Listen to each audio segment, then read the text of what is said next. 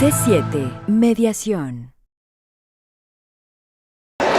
Pues muy buenas tardes, seguimos aquí en su programa Mediación, C7 Mediación, donde contamos con un invitado importante que nos va a aclarar una serie de dudas en el escenario, en el marco de la Feria Internacional del Libro, evento de talla internacional. Hoy contamos con una invitada importante, ¿sí? La maestra Marjurena Lorenzo Alegría, quien ella se dedica al área de la mediación familiar en España. Ha venido a México a hacer sus estudios para la conclusión de su tesis doctoral sobre mediación precisamente familiar, ¿verdad? Maestra, entramos en materia directamente, y la pregunta es la siguiente. ¿A qué se ha enfrentado en estos días con respecto a la mediación que hace diferente el tipo de trabajo en mediación en España al tipo de mediación que se hace aquí en México? Pues quizá la mayor diferencia que yo he visto, por lo que me han contado, porque sí es cierto que aquí no he trabajado en mediación, pero por lo que me han contado, la mayor diferencia se halla en el tipo de educación o el tipo de formación que se requiere de un mediador. Mientras que allá ahora mismo se exigen un número de horas, se exige una licenciatura y una maestría para poder actuar como mediador, aquí por lo que veo todavía están pues perfilando ese dato, y esa yo creo que es la diferencia más notable. Luego ya pues cómo se procede en cada país es diferente, ¿no? También, pero creo que la diferencia más notable es ese perfil del mediador, que aunque sí son similares, allá sí exigen esa formación en número de horas y en licenciatura. ¿Cómo ha percibido, maestra, el incremento de lo que viene a ser los divorcios en México en relación precisamente al trabajo del mediador? Pues es una pregunta interesante, doctor. Le agradezco que me lo pregunte, porque haciendo un sondeo sobre los datos del INEGI, vemos cómo se ha triplicado el número de divorcios desde el año 94 hasta la actualidad. Podemos hablar sobre alrededor de 9.000 divorcios en el año 2011, que es la estadística más reciente que pude encontrar. Y si hablamos de 9.000 divorcios en 2011, estamos hablando de 18.000 personas como mínimo que están enfrentándose al proceso de divorcio. Por lo que si hablamos de 18.000 personas, hace falta que haya profesionales que ayuden a estas personas que están pasando por el proceso. Y solo tenemos en cuenta las personas que se están divorciando, más aún cuando hay familia, hijos y demás. Pero sí creo que es un campo que se abre para todos los profesionales de la mediación, el poder intervenir, el poder ayudar a gente que está pasando por una situación complicada como puede ser el divorcio. Aquí en México se ha tomado como instancia, antes de llegar a los juicios, directamente al sistema acusatorio, ya se maneja que las personas tienen que pasar por un proceso de mediación antes de llegar a lo que vienen a ser los procesos de la sentencia o los procesos judiciales. En España es similar, incluso aquí en México como ya hay una serie de modificaciones a partir del concepto de la Constitución, que se modifica en el aspecto de los medios alternos, ya jueces obligan a las parejas cuando llegan, y si no han pasado por el proceso de mediación, los regresan, remiten muchos expedientes. En España, ¿cómo es, más? Pues en España, ahora que lo dices, sí estamos haciendo algunos cambios. Bueno, están haciendo las personas que se encargan de la legislación algunos cambios en ese sentido, pero usted ha dicho que es obligatorio, ¿no? Allá todavía no es obligatorio, allá simplemente se propone a las partes si desean ir a mediación, y eso sería lo podemos llamar una propuesta directiva, de que las personas que vienen al proceso judicial pasen por el proceso de mediación. Pero si ya se inició el proceso, hablamos de mediación intrajudicial.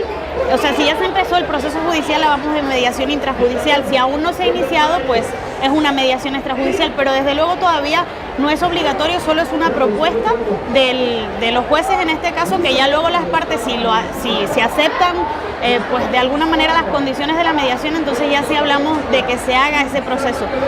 Por supuesto, hablamos de voluntariedad de las partes. Si las partes no quieren pasar por ese proceso, no hay forma de que lo hagan, y entonces vuelven al proceso judicial.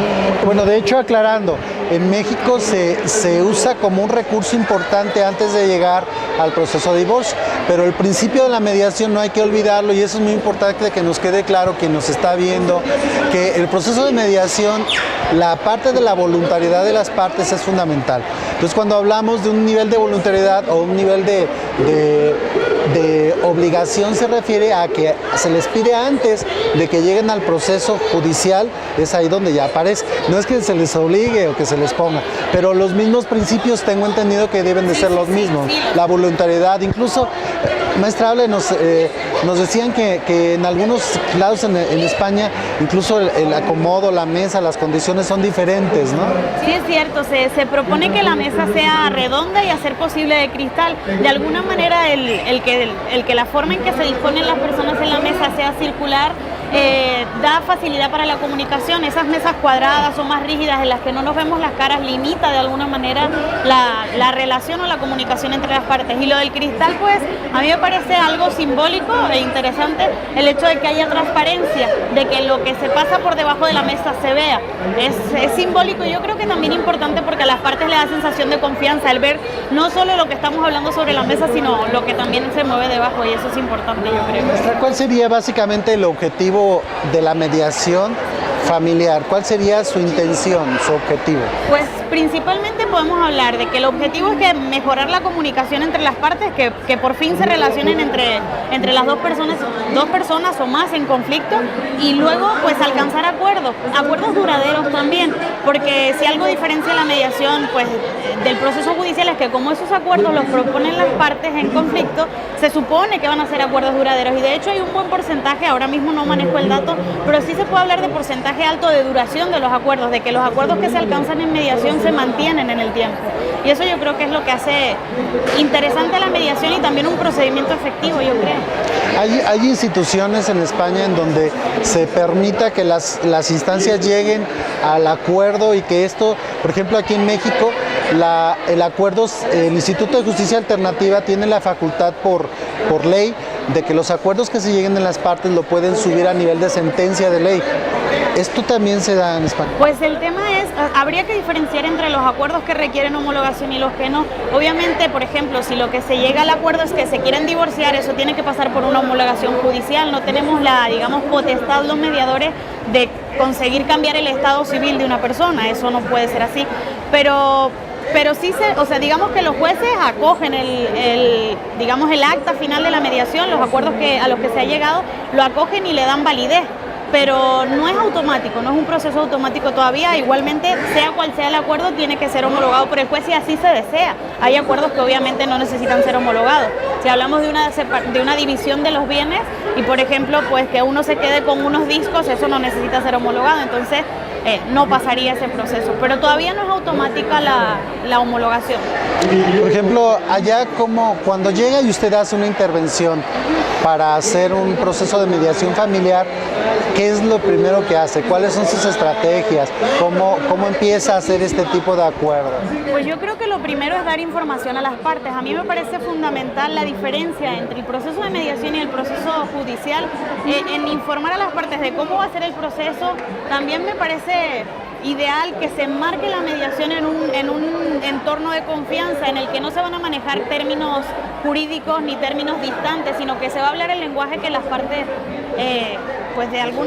ellos determinen. Y yo creo que también se le da el protagonismo a ellos, la responsabilidad a ellos. Entonces, en la primera sesión lo ideal es dar información sobre, pues desde los derechos y deberes tanto del mediador como de las partes. También podemos hablar en esa primera sesión de los honorarios del mediador, que aunque parezca un tema...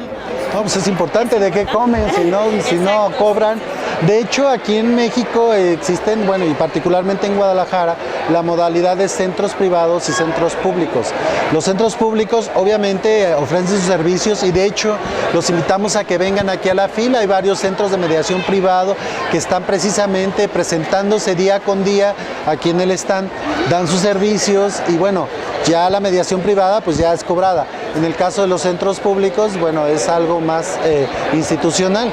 Pero allá, ¿cómo es esto? O sea, ¿hay centros privados igual? ¿Se maneja? Sí, también hay. ¿La mecánica es la misma? Digamos que lo que sí es gratuito, la gratuidad de la mediación es la misma que en los casos para los que la justicia tradicional, llamémosle así, también es gratuita. Es decir, si hay un caso para el que la justicia sería gratuito, también en el caso de la mediación sería gratuita, y es el Estado quien se encarga de cubrir los honorarios del mediador. Pero por supuesto, si uno quiere ir a un mediador privado, pues ya se lo financia uno. ¿Usted siente desde el ámbito profesional, siente alguna diferencia entre la mediación privada y la mediación pública? ¿Hay alguna diferenciación aparte pues de los gastos o de los costos? Pues yo creo que no debería. No manejo tanto cómo funcionan los proyectos. Lo decimos aquí en lo cortito, o sea, mucha gente no se va a enterar. No, pero realmente creo que no. Sí es cierto que obviamente en un espacio privado hay otras condiciones, a lo mejor en un proceso de mediación pública hay pues la prisa a lo mejor de trabajar o la cantidad de casos que tiene que manejar un mediador, los tiempos también son diferentes. De hecho es a lo que me refiero, perdón que la interrumpa. No, es decir, por ejemplo, no es lo mismo un centro de mediación donde están todas las condiciones, donde hay el tiempo, donde hay la disposición, donde los honorarios también son diferentes. O sea, por eso me refiero, ¿cuál sería la diferenciación metodológica? En todo servicio público el tema del tiempo es importante cuando hablamos de justicia pública. No lo dispone el mediador, lo dispone otras instancias. Entonces yo creo que los tiempos pueden ser diferentes, pero sí creo que todos los mediadores que trabajamos en este campo somos lo suficientemente profesionales como para adaptarnos a las necesidades de los mediados. Y yo creo que como uno de los principios fundamentales de la mediación es la flexibilidad, yo creo que también en el espacio público son bastante flexibles los mediadores y creo que eso se cumple así. Vamos a hacer una pausa para seguir con esta interesante plática con usted y tenemos todavía mucho material de qué preguntarle. Muchas gracias, doctora, por estar aquí. C7 Mediación.